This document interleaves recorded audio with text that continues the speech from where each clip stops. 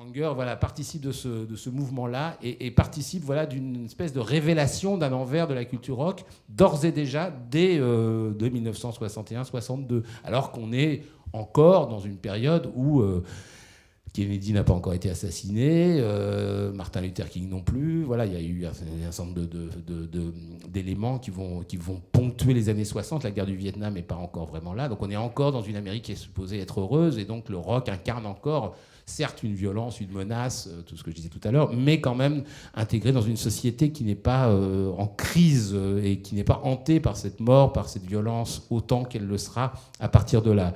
Et donc, d'une certaine façon, voilà, ce masque de mort, cette dimension-là, enfin, le mélange entre la mort et l'attraction sexuelle, je trouve, fait partie vraiment pour moi des caractéristiques majeures de la culture rock au cinéma et de la culture rock tout court, parce que l'attraction sexuelle, elle est là d'emblée. C'est-à-dire que, par exemple, Elvis, quand il apparaît dans les années 53-54, ou surtout après, quand il passe beaucoup à la télévision, évidemment, il y a une dimension sexuelle très forte. C'est ça qui fait peur, d'ailleurs, au-delà de la violence.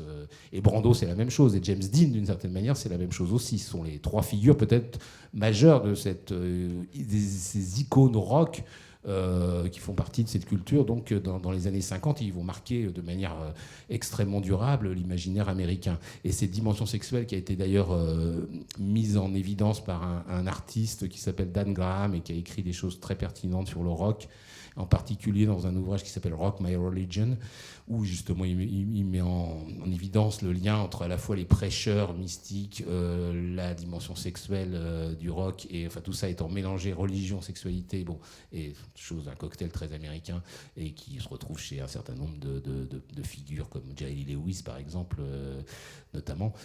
Et donc cette dimension-là, elle est très présente, voilà, chez Brando et chez Presley. Et elle est présente dans ce film très directement donc de Kenneth Anger, qui va d'ailleurs le traiter de façon régulière dans ses films, mais surtout dans celui-là.